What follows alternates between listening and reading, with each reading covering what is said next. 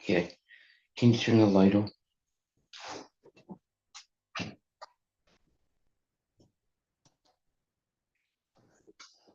Hare Krishna, my dear devotees, all glorious Srila Prabhupada. Hare Krishna, Krishna Krishna, Hare Hare, Hare Rama, Rama Rama, Hare Hare. So today we are we're beginning on chapter, Canto 3, chapter 31 to 32, and text number 1. And this verse says, Kapila Uvacha, Ata yo griha medyan, dharmam eva vasan grihe, kamam artam chidharmam swam, dogdi buya piparti tan. Translation by Srila Prabhupada. The personality of Godhead said, the person who lives in the center of the household life derives material benefits by performing religious rituals and thereby fulfills his desire for economic development and sense gratification. Again and again, he acts the same way. Purport by His Divine Grace, A.C. Bhaktivedanta Swami Prabhupada. There are two kinds of householders. One is called the Grihamedi, and the other is called the Grihasta. The objective of the Grihamedi is sense gratification, and the objective of the Grihasta is self-realization. Here, the Lord is speaking about the Grihamedi, or the person who wants to remain in this material world. His activity is to enjoy material benefits by performing religious rituals for economic development, and thereby ultimately satisfy the senses. He does not want anything more. Such a person works very hard throughout his life to become very rich and eat very nicely and drink. By giving some charity for pious activity, he can go to a higher planetary atmosphere in the heavenly planets in his next life. But he does not want to stop the repetition of birth and death and finish with the concomitant miserable factors of material existence. Such a person is called a Grihamedi. A Grihasta is a person who lives with family, wife, children, and relatives, but has no attachment for them. He prefers to live in a family life rather than as a mendicant or sannyasi. But his chief aim is to achieve self-realization or to come to the standard of Krishna consciousness. Here, however, Lord Kapila Deva is speaking about the Grihamedis who have made their aim the materialistically prosperous life, which they achieve by sacrificial ceremonies, by charities, and by good work. They are posted in good positions, and since they know that they are using up their assets of pious activities, they again and again perform activities of sense gratification. It is said by Prahlada Maharaj, Punascharvita Charvananam. They prefer to chew the already chewed. Again and again, they experience the material pangs, even if they are rich and prosperous, but they do not want to give up this kind of life. Wow, that's really terrible.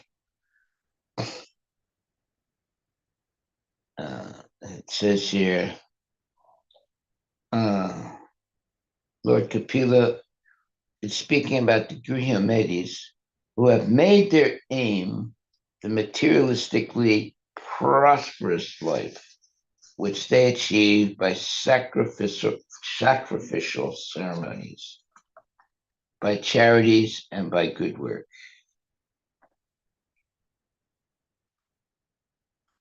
They are posted in good positions, and since they know that they are using up their assets of pious activities, they again and again perform activities of sense gratification. It is said by Prahlad Maharaja, Punak Punascharvata Charvananam, they prefer to chew the already chewed.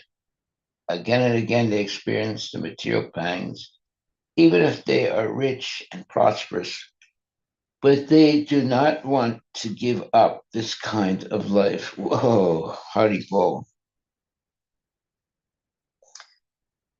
Well, that's the position of, or that's the consciousness of most people, unfortunately. And they remain victims of their own ignorance.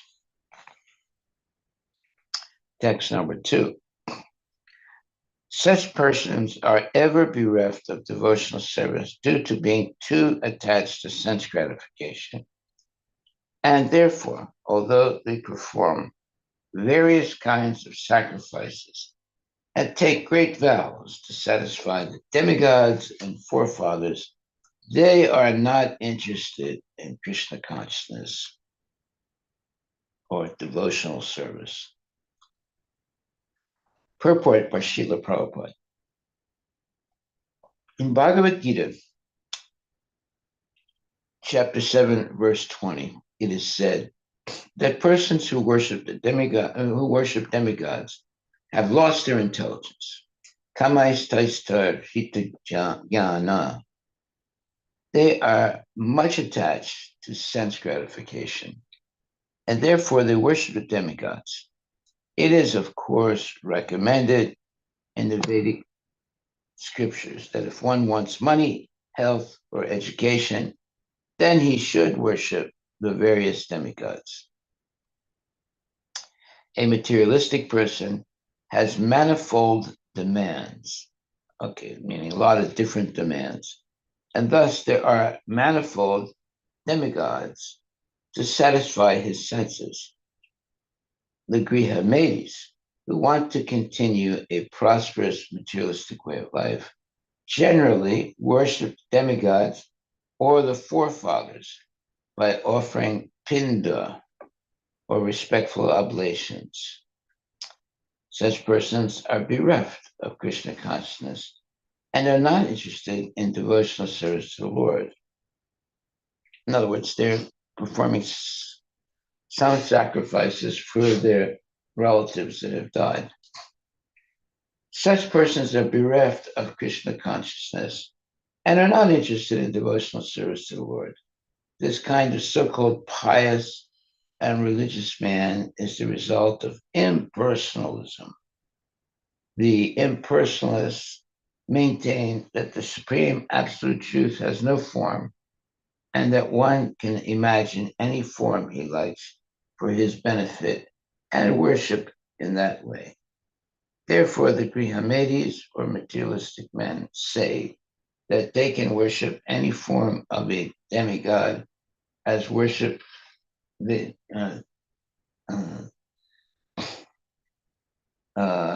the impersonalists maintain that the supreme absolute truth has no form, okay, and that one can imagine any form he likes for his benefit and worship in that way.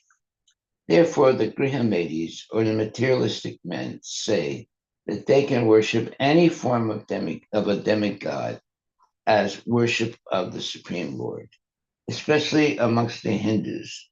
Those who are meat eaters prefer to worship goddess Kali because it is prescribed that one can sacrifice a goat before that goddess. They maintain that whether one worships the goddess Kali or the supreme personality of Godhead, Vishnu, or any demigod, the destination is the same. This is first class rascaldom, and such people are misled. But they prefer this philosophy. Bhagavad Gita does not accept such rascaldom, and it is clearly stated that such methods are meant for persons who have lost their intelligence. The same judgment is confirmed here, and the word kama muda, meaning one who has lost his sense or is infatuated by the lust of attraction for sense gratification, is used. Kama mudas are bereft of Krishna consciousness and devotional service and are infatuated by a strong desire for sense gratification.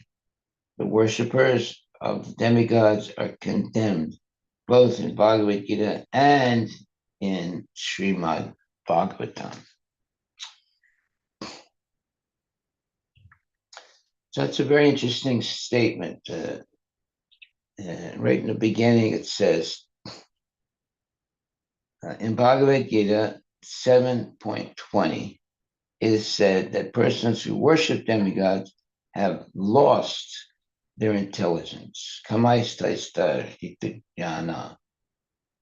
They are much attracted to sense gratification and therefore they worship the demigods.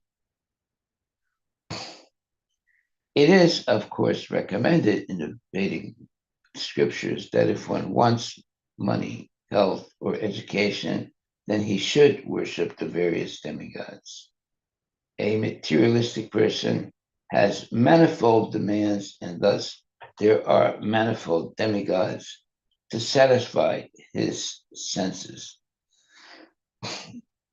Well, this, of course, is the wrong conception of life. Unfortunately, it is very prominent in the world today.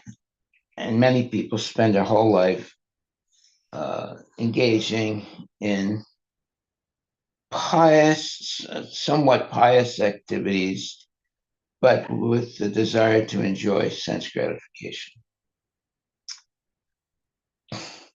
And they usually do that by sometimes worshiping demigods. So there's Grihamedi and there are Grihastas. So the Grihamedis, they want to continue a prosperous materialistic way of life.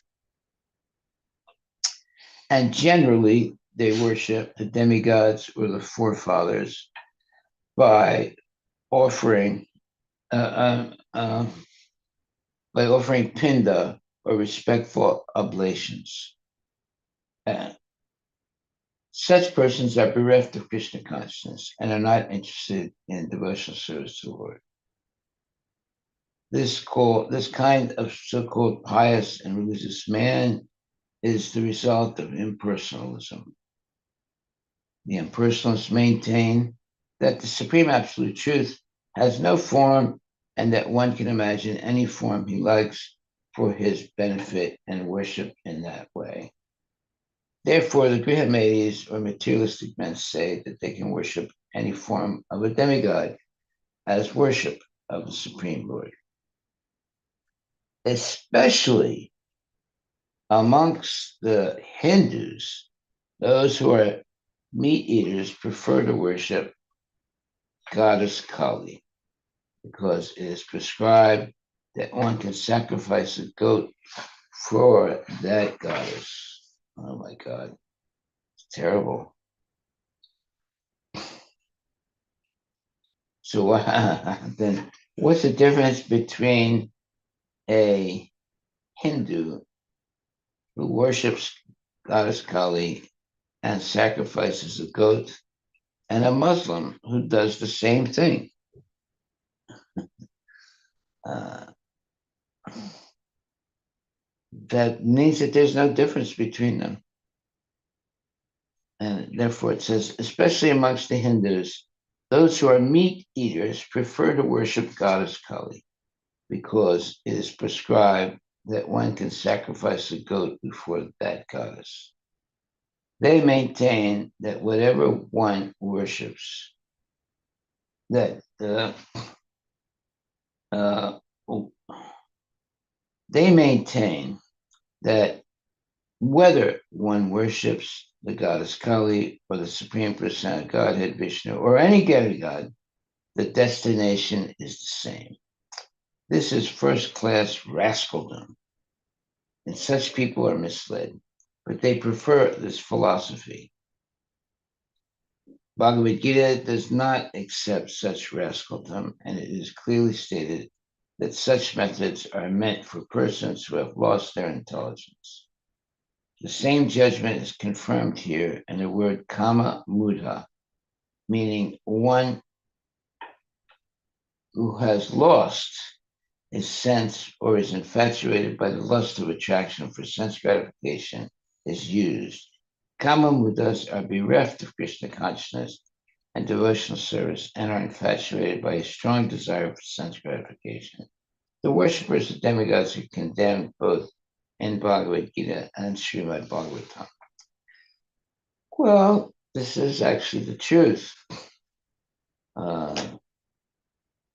There are a lot of people that worship goddess Kali and offer sacrifices of goats and sheep and things like that. And they slaughter these animals and then they eat them. And they consider what they're doing as piety, something spiritual. Therefore, it says here that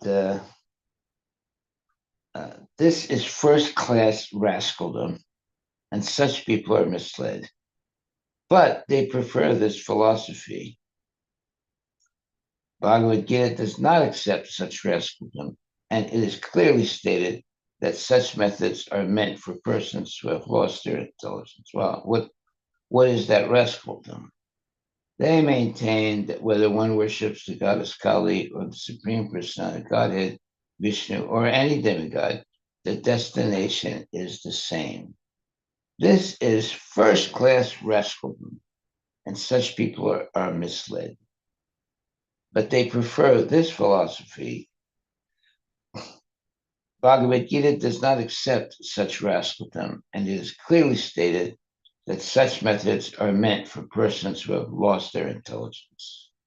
The same judgment is confirmed here, and the word kama Buddha, meaning one who has lost his sense or is infatuated by the lust of attraction for sense gratification, is used. Kama Mudas are bereft of Krishna consciousness and devotional service and are infatuated by a strong desire for sense gratification. The worshippers of demigods are condemned both in Bhagavad Gita and in Srimad Bhagavatam. Well, there are too many of these kama mudas. So we should not become a kama muda. We should become genuine devotees and not sacrifice animals and eventually eat them. And not be so interested in worshiping the goddess Kali. That's why it says here, especially amongst the Hindus, those who are meat eaters prefer to worship goddess Kali because it is prescribed that one can sacrifice a goat before that goddess. They maintain that whether one worships the goddess Kali or the Supreme Personality Godhead Vishnu or any demigod, the destination is the same. This is first class rascaldom, and such people are misled. But they prefer this philosophy. Bhagavad Gita does not accept such rascaldom, and it is clearly stated that such methods are meant for persons who have lost their intelligence. Okay. It's a very important statement. That's our main takeaway today. To, to understand the difference between the Grihasta and the Grihamedi. The Grihasta uh, worships Krishna, the Supreme Personality of Godhead. The Grihamedis, they usually worship the demigods, and they want to satisfy their senses. So they are doing worship, but it's in the wrong way. The Grihumedis who want to continue a prosperous materialistic way of life generally worship the demigods or the forefathers by offering pinda or respectful oblations. Such persons are bereft of Krishna consciousness and are not interested in devotional service to the Lord. This kind of so-called pious and religious man is the result of impersonalism. Impersonalists maintain that the Supreme Absolute Truth has no form and that one can imagine any form he likes for his benefit and worship in that way. Therefore, the Grihomades or materialistic men say that they can worship any form of a god, demigod, or worship of the Supreme as worship of the Supreme Lord, especially amongst the Hindus. Those who are meat eaters prefer to worship Goddess Kali because it is prescribed that one can sacrifice a goat before that goddess. They maintain that whatever one worships, whenever, I'm sorry, they maintain that whether one worships the goddess Kali or the Supreme Personality of Godhead, Vishnu, or any demigod, the destination is the same. This is first class rascaldom, and such people are misled. But they prefer this philosophy. Bhagavad Gita does not accept this rascaldom. I see oftentimes the Hindus they claim that Hinduism is the most, let's say, uh, uh, is the most uh, what's the right word? It's the most it's the best way of worship because they accept all the gods. Whereas the Vaishnavas, they strictly, worship Krishna, the Supreme Personality Godhead, or Rama, the Supreme Personality Godhead, or Narayana. But the Hindus, they say, well, no, we worship all the gods. So that type of worship is incorrect. And but the majority of people are like that. The majority of Hindus are like that. And Prabhupada basically says that,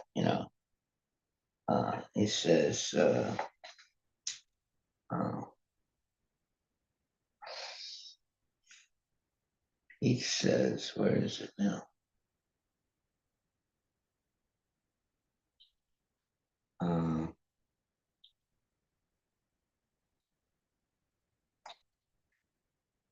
Okay, it says in Bhagavad Gita 7.20, it is said that persons who worship the demigods have lost their intelligence. Kamaistaistar hita jnana. They are much attracted to sense gratification, and therefore they worship the demigods. It is, of course, recommended in the Vedic scriptures that if one wants money, health, or education, then he should worship the various demigods.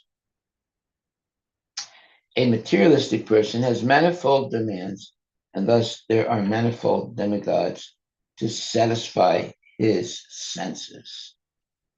The Grihomedis who want to continue a prosperous materialistic way of life generally worship the demigods or the forefathers by offering pinda or respectful oblations. Such persons are bereft of Krishna consciousness and are not interested in devotional service to the Lord. This kind of so-called pious and religious man is the result of impersonalism. The impersonalists maintain that the supreme absolute truth has no form and that one can imagine any form he likes for his benefit and worship in that way.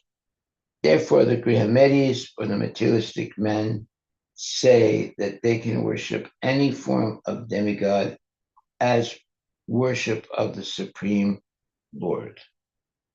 Well, that's what they do. You go to a Hindu temple and you'll see all the gods on the altar. They have Krishna and Rama also on the altar, but they consider that all the gods are equal. And they put all the gods on the altar. So when you do go to a Hindu temple, you'll see Krishna, but you might see Rama also. You might see also Narayana, but you also see a whole bunch of demigods like Shiva and also other demigods. So they consider all these different forms as equal, but that's not Vaishnavism. That is a hodgepodge Hindu, let's say, concoction that has started. In other words, when you say you can worship any god you want, that means that you don't have any god, because you're putting all gods on the same level.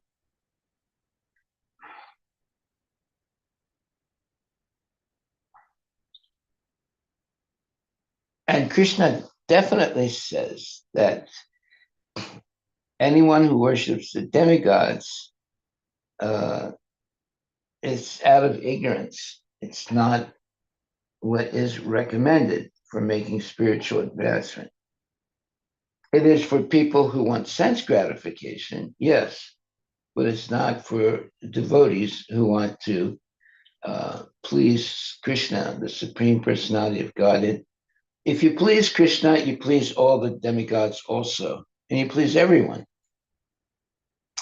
If you please only the demigods, you don't please everyone. So it's worshiping in a wrong way.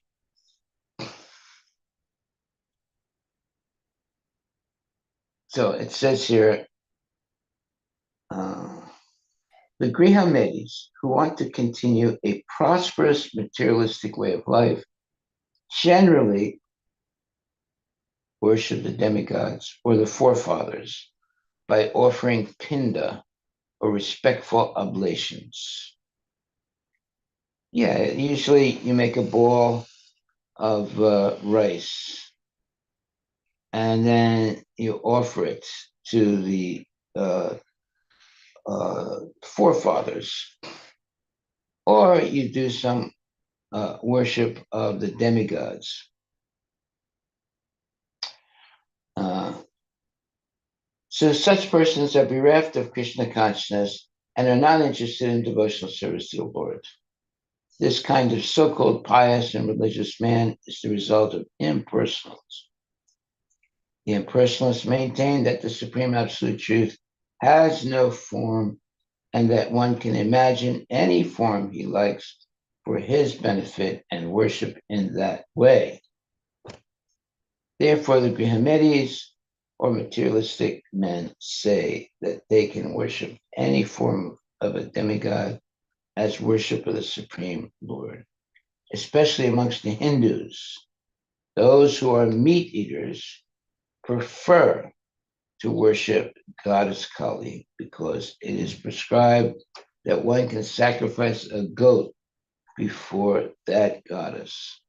They maintain that whether one worships the goddess Kali or the Supreme Personality of Godhead, Vishnu, or any demigod, the destination is the same. This is first class rascaldom, and such people are misled. But they prefer this philosophy. But Bhagavad Gita does not accept as rascaldom, and it is clearly stated that such methods are meant for people who have lost their intelligence. The same judgment is confirmed here, and the word kama muda, meaning one who has lost his sense or is infatuated by the lust of attraction for sense gratification, is used. Kama mudas are bereft of Krishna consciousness and devotional service and are infatuated by strong desire for sense gratification. The worshippers of demigods are condemned both in Bhagavad Gita and in Srimad Bhagavatam. Well, most of the Hindus, most of them, not all of them, but most of them, are the Kama Mudas, bereft of Krishna consciousness and devotional service, and infatuated by a strong desire for sense gratification. But unfortunately, such persons are condemned both in Bhagavad Gita and in Srimad Bhagavatam. Therefore, oftentimes the Hindus criticize the Vaishnavas for not being all, let's say, for not worshiping all the gods. And therefore, they say that the Hindus are worshiping all gods because they are more inclusive than the Vaishnavas who only want to worship more forms of Vishnu. Therefore, in the Hindu temple, you're going to see all the gods, a big array of them. And they consider that that is the proper way of worship because they're not ignoring all the different demigods. However, they have not understood yet that by worshiping Krishna or Rama or Narayana, all the demigods are pleased. So you don't have to specifically worship every demigod. What? Well, there are thousands of demigods. You're going to worship all of them? But if you worship Narayana or Vishnu or Krishna, then all the demigods are pleased. Okay, are there any questions about this? Any experiences you may have had with Hindus who are adamant about worshiping the demigods, thinking that if they don't worship the demigods, then there'll be problems in life. Well, yeah, that was the situation of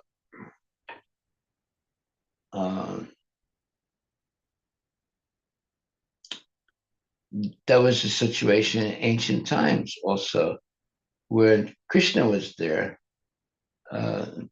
People wanted to worship the demigods, like Nanda Maharaj, Sudamai, and Krishna stopped them.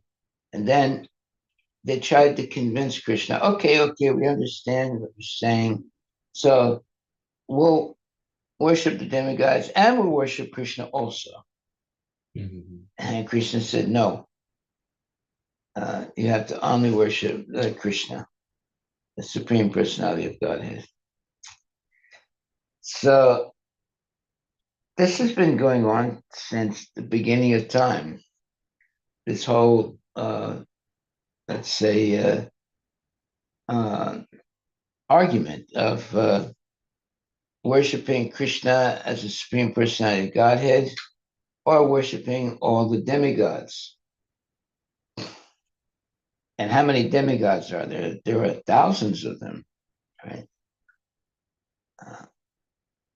So usually now they I think it was uh, anyways one of the Hindu let's say uh, uh, Hindu priests insisted that you only have to worship five demigods or five deities.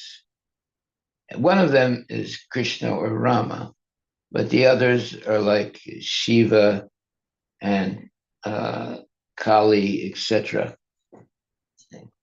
So they uh, eventually, instead of trying to worship all the demigods, and there's thousands of them, they limited it to five.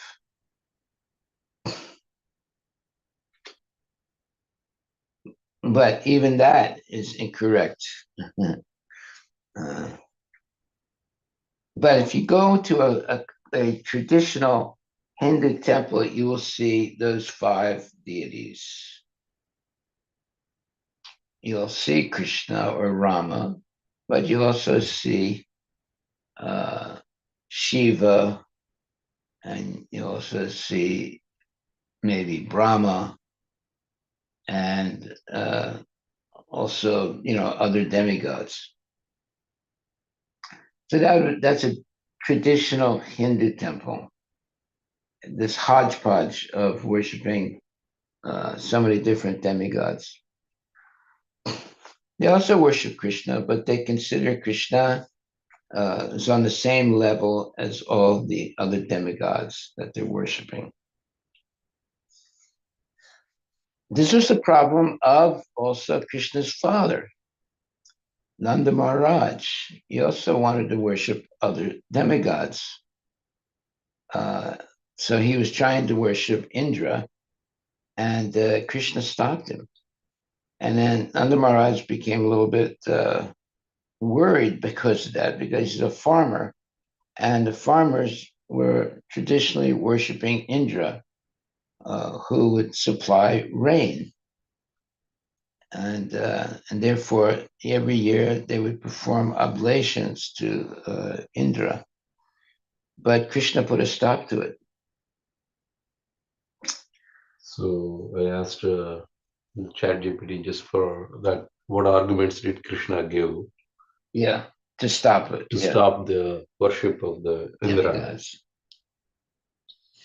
This is just a summary view of that. But basically, he said results come from duty, not demigods.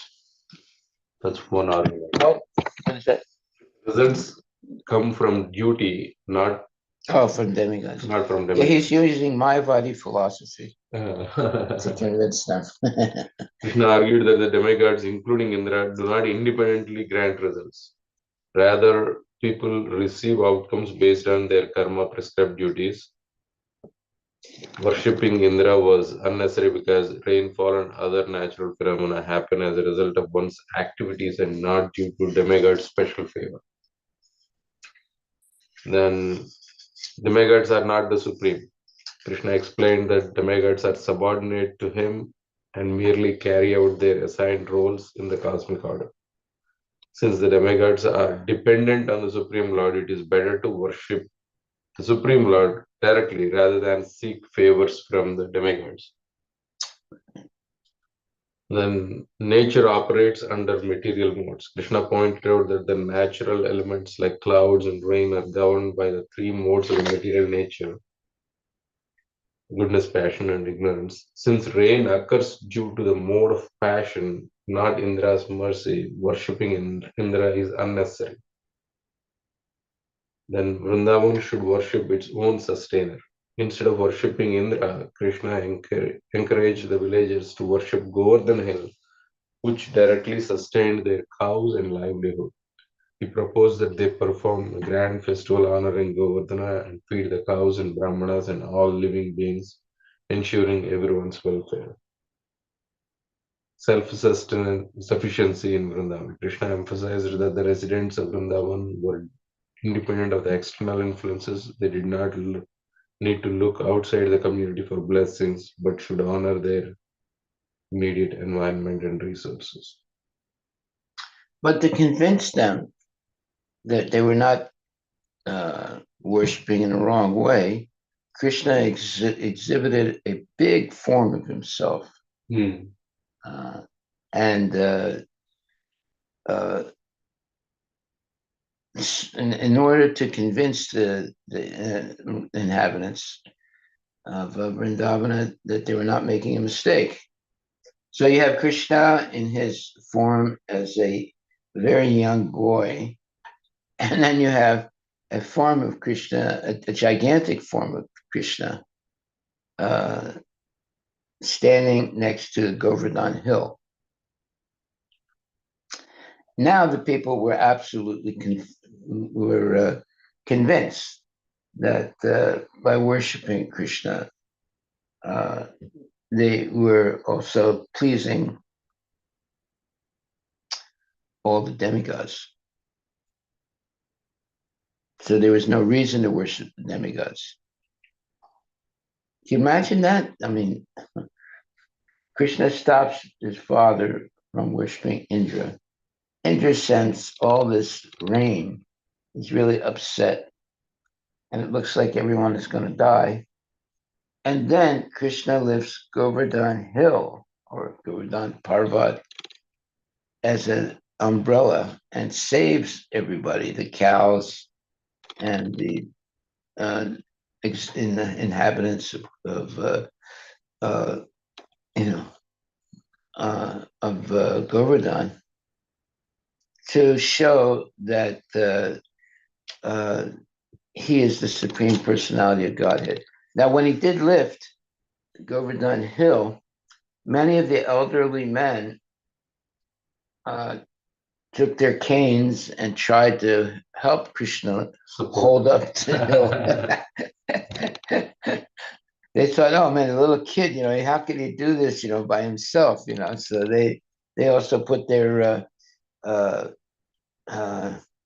what do you call it, their sticks or whatever, to help him keep it, steady. That was very funny. So whether Krishna is called he is called Eka. Eka, in other words, whether he's appearing as a child or is appearing as a teenager or a you know a more mature state, he always has the same transcendental potencies. He could, I forget what the second word is. You use the word in the past. Ekatvam? No, it's not that. Anyway, he's never less. Just because he's appearing as a child doesn't mean that he is not fully endowed with all potencies. Whether he's appearing in the form of a baby or a young child or a teenager, he has the same potencies, full potencies of the Supreme Personality of Godhead.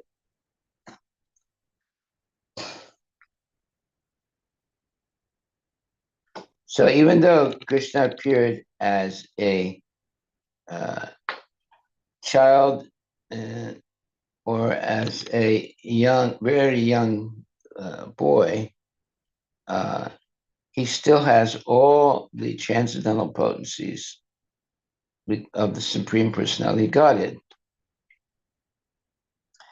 This is what is confusing to people, that even the demigods were confused by it. And demons were confused by this transcendental, let's say, body of Krishna. So they tried to kill Krishna and in different ways. Even the demigods like Indra, they wanted to stop Krishna's pastimes, but it didn't work. And then who was it? He kidnapped all of Krishna's cowherd boys and cows. It was Indra, right? Mm-hmm. Yes. And after kidnapping Brahma. them, hiding them, Brahmaji. Brahma. oh Brahma, oh yeah, Brahma. After kidnapping them and hiding them in a cave, he comes back and is still there. Then he became confused, and then he realized that Krishna is the Supreme Personality of Godhead. Okay, that's the pastime of Brahma. Yeah. All right, so we're on text number 3. And this verse says, such materialistic persons, well, he's picking up from text number 2, which says, such persons are ever bereft of devotional service. So let's go back to text number 1.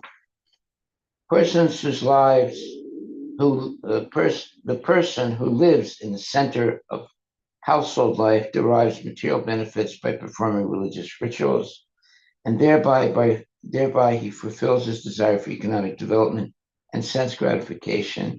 Again and again, he acts the same way. And text 2 says, such persons are ever bereft, meaning they never really are Krishna conscious. So it says, such persons are ever bereft of devotional service due to being too attached to sense gratification. And therefore, although they perform various kinds of sacrifices and take great vows to satisfy the demigods and forefathers, they are not interested in Krishna consciousness. Now we come to text 3, where it says, such materialistic persons attracted by sense gratification and devoted to the forefathers and demigods can be elevated to the moon, where they drink an extract of the soma plant. They again, and so whenever you drink the soma rasa on the moon, it increases your life by another 10,000 years. So it says, where they drink an extract of the soma plant, they again return to this planet. Purport by Srila Prabhupada. The moon is considered one of the planets of the heavenly kingdom. One can be promoted to this planet by executing different sacrifices recommended in the Vedic literature, such as pious activities in worshiping the demigods and forefathers with rigidity, no, Rigidity. rigidity, with rigidity and vows. But one cannot remain there for a very long time. Life on the moon is said to last 10,000 years, according to the calculation of demigods. The demigods' time is calculated in such a way that one day, 12 hours, is equal to 6 months on this planet. It is not possible to reach the moon by any material vehicle, like a Sputnik, but persons who are attracted by material enjoyment can go to the moon by pious activities. In spite of being promoted to the moon, however, one has to come back to this earth again when the merits of his works are in sacrifice are finished. This is also confirmed in Bhagavad Gita. Te tam bhuktva swargalokam vishalam shine punye matyalokam vishanti.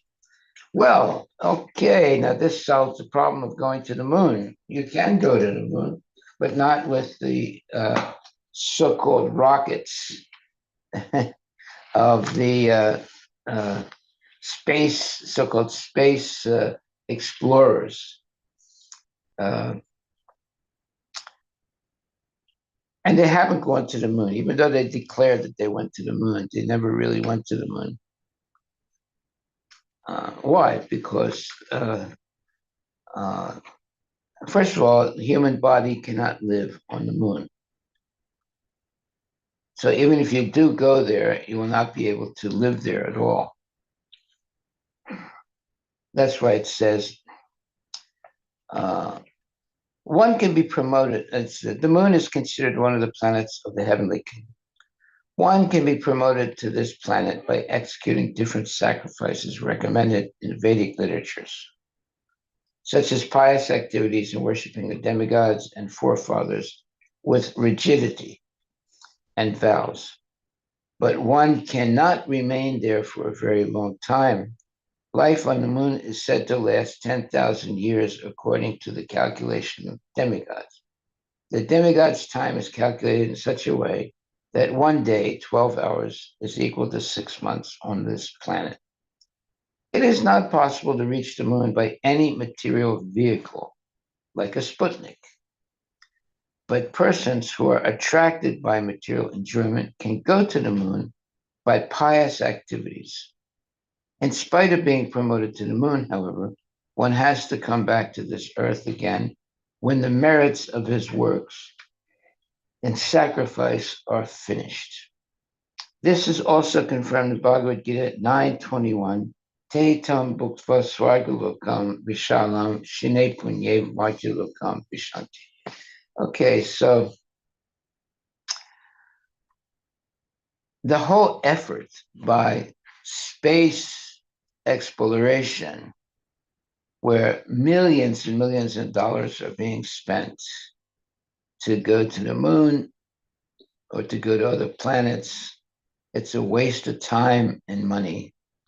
They will never be able to do it. Although they claim to have done it 60 years ago. But that was a hoax. Buzz Aldrin, he openly said that it was a staged landing on the moon. When he uses the word staged, that means like it's a Hollywood production. But they didn't really go to the moon. And look that up. Buzz Aldrin. I think we watched this one. Huh? I think we watched this one, and I don't think he said like didn't go. The video definitely was marked out. So you can play that video. The video was a stage production. Yeah, that he said, but at the same time, Because there's no basically there's no camera man on with the uh, the moon landers. There was no cameraman with them. So how could they uh, uh, how could they prove that they were on the moon when there was no cameraman? So it was staged. It was a stage production. Go ahead. I'll play this video.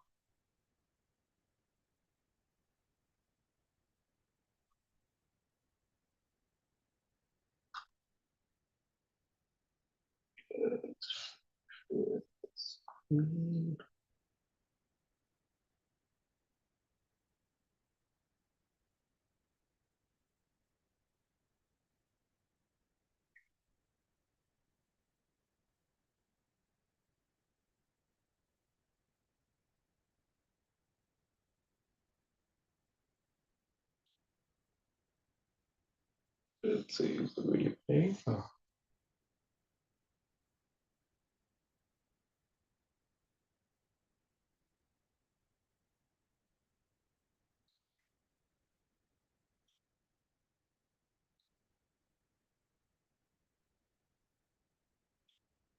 Is it not playing?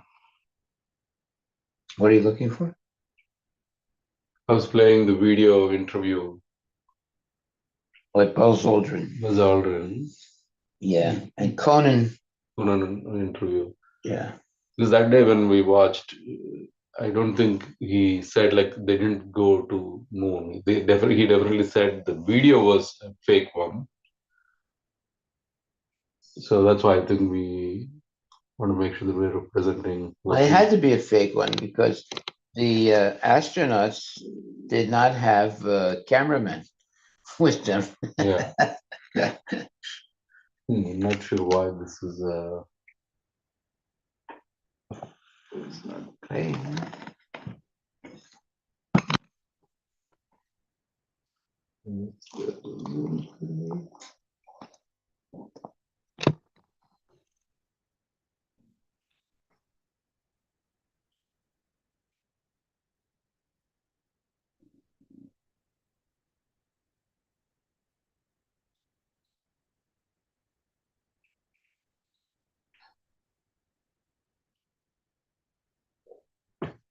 Well, clearly in this purport, that is Canto 3, chapter 32, verse number 3, Prabhupada says, it is not possible to reach the moon by any material vehicle like a Sputnik, but persons who are attracted by material enjoyment can go to the moon by pious activities. In spite of being promoted to the moon, however, one has to come back to this earth again when the merits of his works and sacrifice are finished. This is also confirmed in Bhagavad Gita 9:21.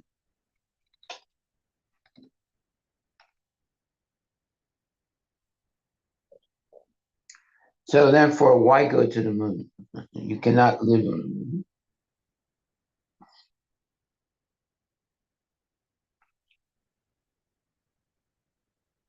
Better to use all your energy try and go back to Vaikuntha, the spiritual planets, where there's eternal life.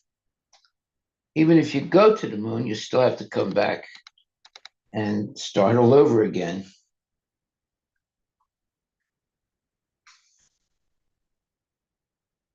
What's interesting is all the things that are impossible to attain are being um,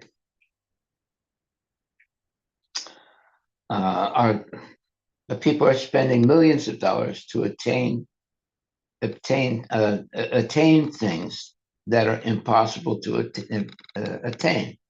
Like, for example, going to the moon or uh, making the material body immortal.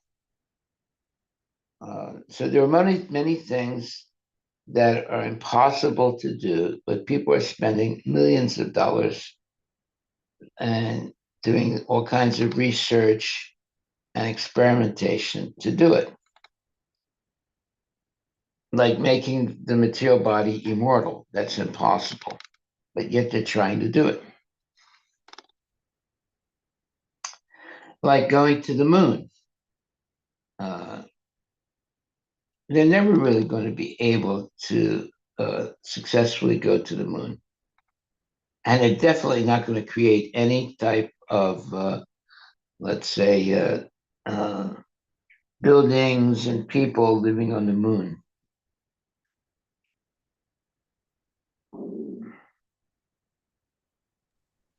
Hare Krishna Maharaj. Yes. Yeah, so it's a common sense also given in this like a highly advanced technology.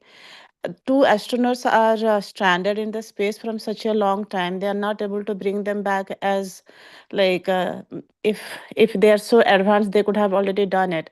Even like when they went to the space, there was some malfunction in the spaceship and they couldn't return back, and they're still in the space.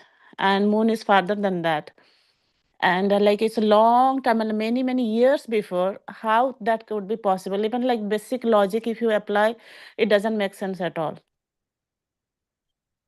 Like they are claiming like going to moon and they even return back also safely. Impossible. Yes, I agree with you. Hare Krishna Maharaj. People, and they're just bluffing. Why? Because they have to show something for all the money they're spending. And they're spending billions of dollars on this space exploration.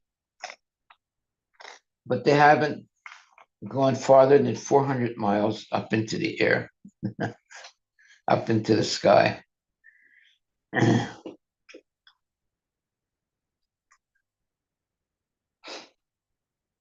But yet, people are fooled by all this space exploration. And what, by the way, what do you get out of going to the moon? First of all, you're not going to be able to live there, and when our body is not made to live on the moon. And what are you going to find on the moon? Well, yeah, there are people that living on the moon, but you won't be able to see them because their bodies are different than our bodies. So the body is made of different natural elements. But on the moon, the bodies are made from subtle elements. So even if you go there, you won't see anyone.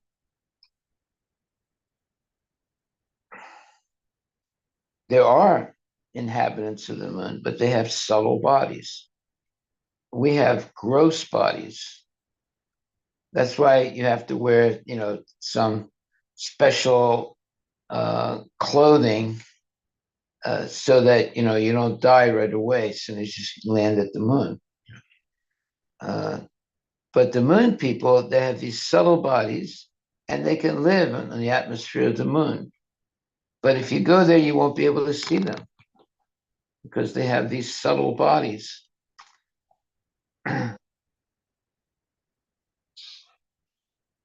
That's why sometimes people have claimed they went to the moon, but they said, well, we didn't find anything of value on the moon, so now we're going to go to Mars. So they make all these phony statements, but still they're spending millions and millions of dollars on space and exploration, thinking that they're going to succeed. But I don't hear them uh, landing on the moon on a regular basis. At one point in the beginning, when they claimed they went to the moon, they said, oh, by another 10, 12 years, there'll be regular Pan Am uh, airplane uh, traveling to the moon. That never happened up until today. This is like 60 years later. There are no regular airplanes flying to the moon and taking people there. And actually, they stopped trying to go to the moon. They said, well, there's no water on the moon. Now we'll go to Mars. But are you hearing about them going to the moon or going to Mars? No. If they went to the moon like 60, 70 years ago, why are they not trying to go there now? When Christopher Columbus so-called discovered, the like Florida, then when he went back to Europe and said, there's a place like this place called Florida, right away, the rich governments made very, sturdy boats to go easily across the Atlantic and go to Florida and explore the New World. But we have been told that these astronauts went to the moon, what is about 60, 70 years ago now. But they don't have anything to show for it, and they're not trying to go back there. Are there any moon? Are there regular, you know, astronauts going to the moon? No. Uh, so you can't say you can't know for sure that they did go to the moon because they don't have anything to show for it. There's no like when Christopher Columbus discovered, Florida. Uh, right after that, many people in Europe built boats, and they went to the New World, meaning like Florida and the other, uh, you know, uh, places in the so-called New World. But although, what is it, 60, 70 years ago, they went to the moon, but now you don't hear anybody going to the moon. Is that true? You don't have regular uh, regular moon landings. It's not happening at all. So that should put a doubt in people's minds that maybe they never went to the moon. And that's why you don't hear about them going to the moon now. Obviously, technology has increased since the first so called moon landing, but they're not trying to go to the moon. And why is that? Because, first of all, it costs a lot of money. Secondly, uh, you can't live there. Third, they did not find any, let's say, very precious minerals there. They only came back with a few rocks that look like rocks on this earth. So there's no reason for them to spend any money uselessly in going to the moon. Um, then they say, well, there's no water on the moon, so we're going to now go to Mars. But have there been any Mars expeditions? I don't think so. So many years have gone by since they claimed that they went to the moon, at least 60, almost 70 years. But there's no effort to go there again. So why don't you look that up? Why are there no moon excursions anymore or efforts to go to the moon? And why have they not landed on Mars or tried to land on Mars?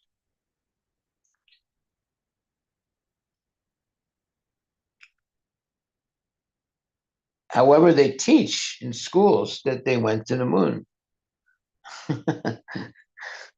And kids are learning that and they believe it. What does the elephant in the room say?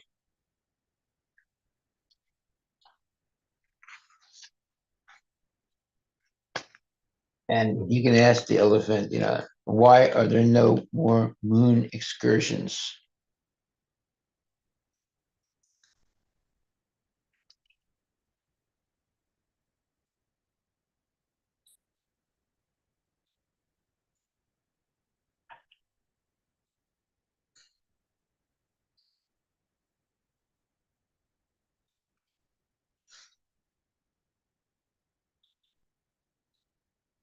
Does it say It that? said two responses. So here is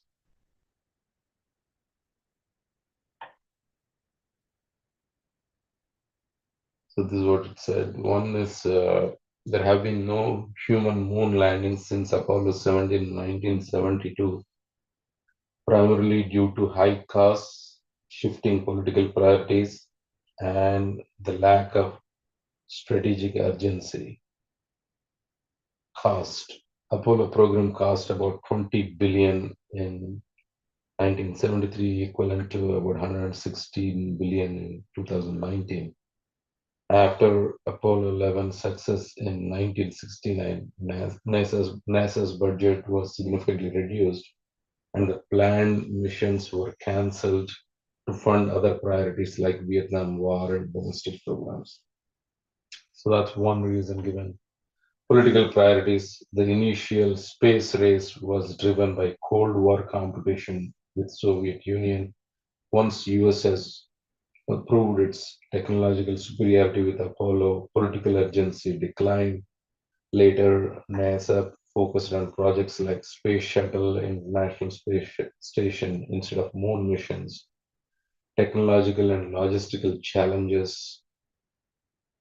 Uh,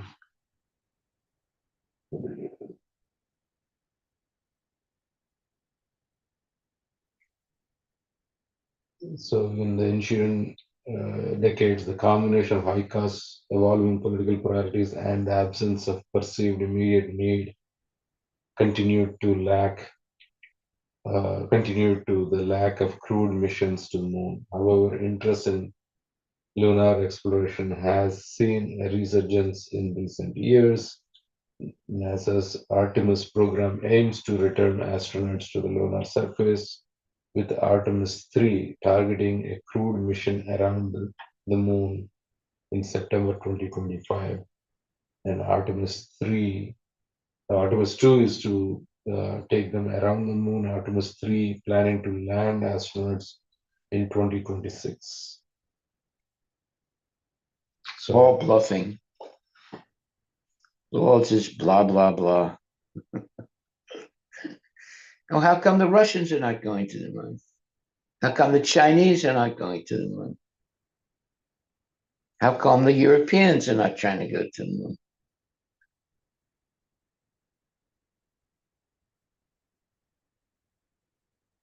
It's all bluffing. It's all so they get money and they fake this uh, lunar exploration or going to Mars or all that stuff. It's all hocus pocus.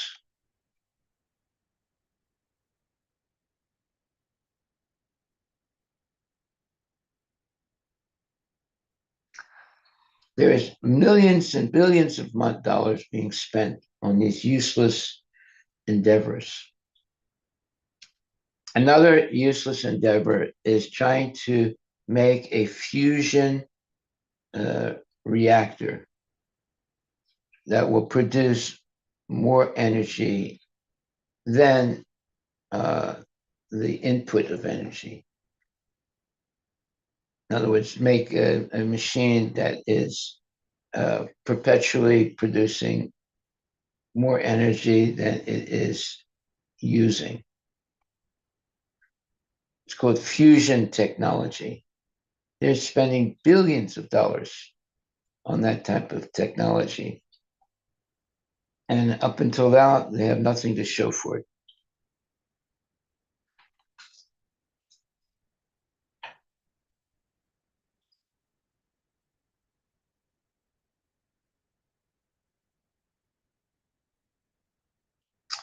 Okay. Any questions, my dear devotees? All right, I want to give you some homework. Look up what is fusion technology and try to understand what it is. And uh, tomorrow, whoever has done that, they can tell, or if several of you have done that, you make a presentation of what is fusion technology.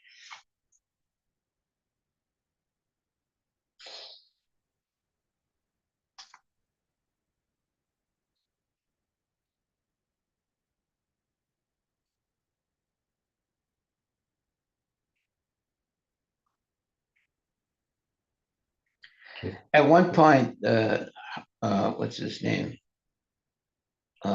This one ISKCON devotee. Uh, I'll think of his name in a minute. He was experimenting with making a machine that develops more power than the input of let's say, gas or whatever input there is into it. It produces more power. And during his experiments, uh, one of the devotees that was working with him was severely injured by the so-called reactor that they built. And then they stopped trying to do it. It was too dangerous.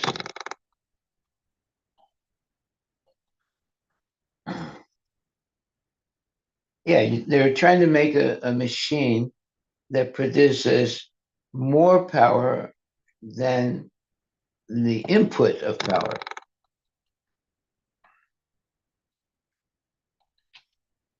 I forget what they call that.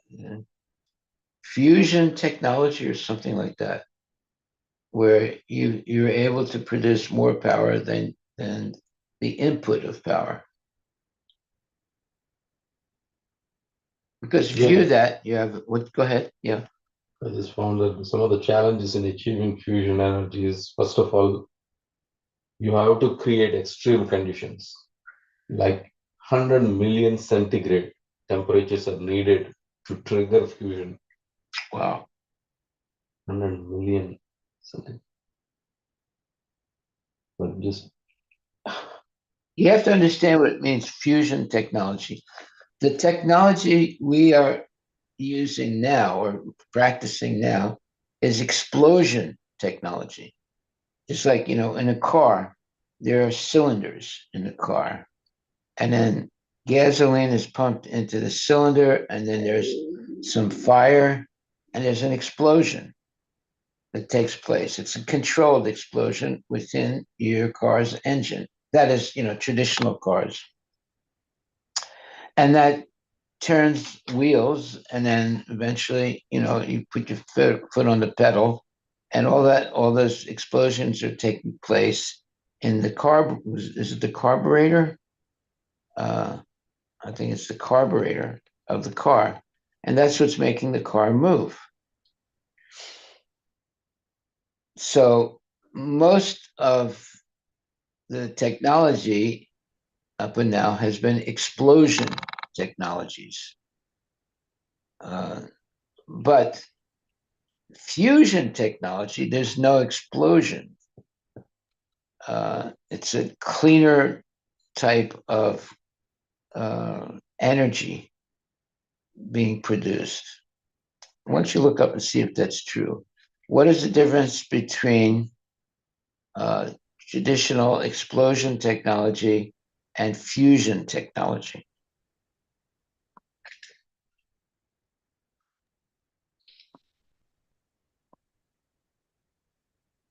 there's the fusion and fission. Okay.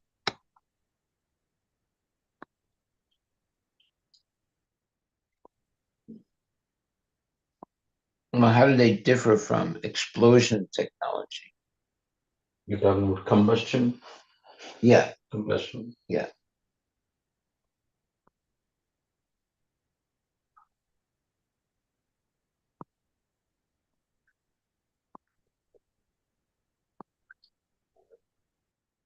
Yeah. At one time, the devotees were experimenting. This was Harivilas Maharaj. He was experimenting, making a machine that could produce more energy than the input of energy into the machine. And it failed. He almost, a devotee almost died doing that experiment. So they gave up doing it. So the first is fusion energy source itself is different. In case of fusion, it involves fusing light So atoms. probably I can go over this. I know the concept. Okay, go ahead, Martin. So fission is basically, as the name suggests, it's the split. Atomic nucleus split into two smaller nuclei, and then it triggers the chain reaction. And it's like one atom split into two, then two atoms, the another atom splits into another two, and that's how the chain reaction goes, and that's like nuclear bomb. That's the principle of fission. While fusion is basically, and this is like we use in fission heavy atoms like uranium, plutonium, and I don't know what they use it now. And it's used in current nuclear power plants. So it is a proven technology, but it produces a lot of radioactive waste. However, the fusion technology, as the name suggests, fusion is joining together. So they combine atomic nuclei, and over here, so in the fission they were using heavy atoms, but in fusion they use light atoms like hydrogen, and that's what they do. So this is considered a cleaner energy source because there's no radioactive waste, and this has not been like yet proven. And what? What was the last statement you made? So fusion state, sorry, I mean, at least as for my knowledge goes, whatever I learned, it could be old, that fusion is still not proven technology. In both cases, energy is freed because the mass of like the remaining nucleus is smaller than the mass of the reacting nuclei. So they just in fission they are splitting, in fusion they are combining.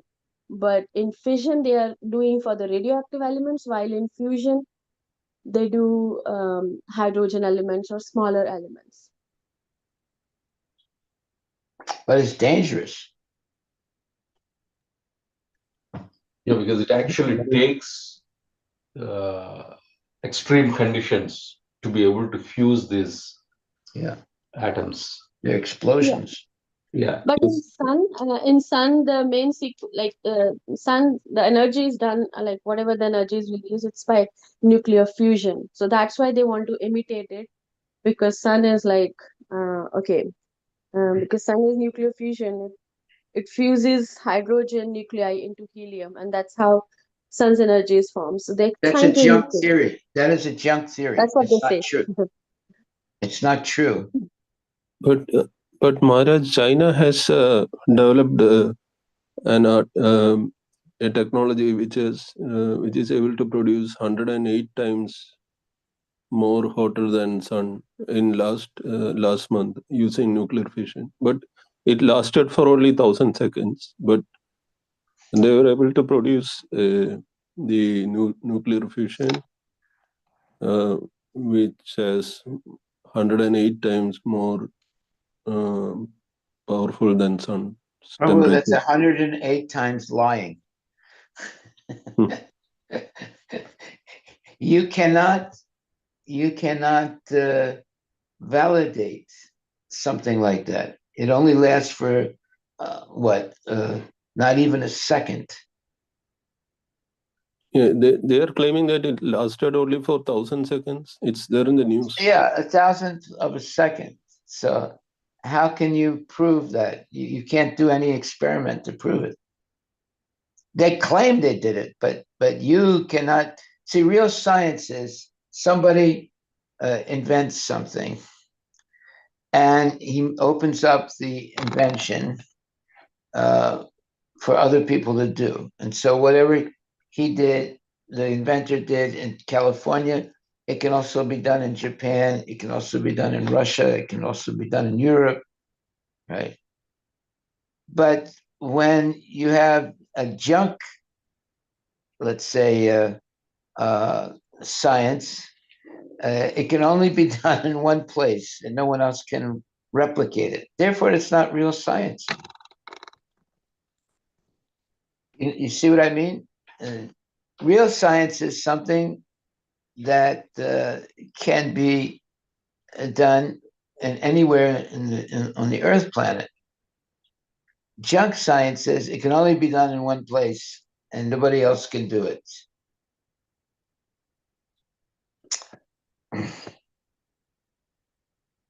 So that's science fiction. It's not real science. If you say something exists for 10,000th of a second, now who can experience that? Nobody can experience that. So therefore, you're claiming that something is happening that no one can replicate. So it's not science, it's science fiction.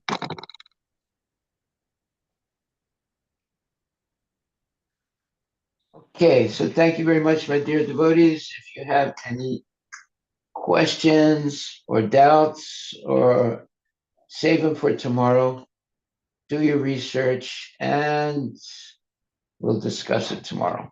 All glories to Srila Prabhupada Ki Jai.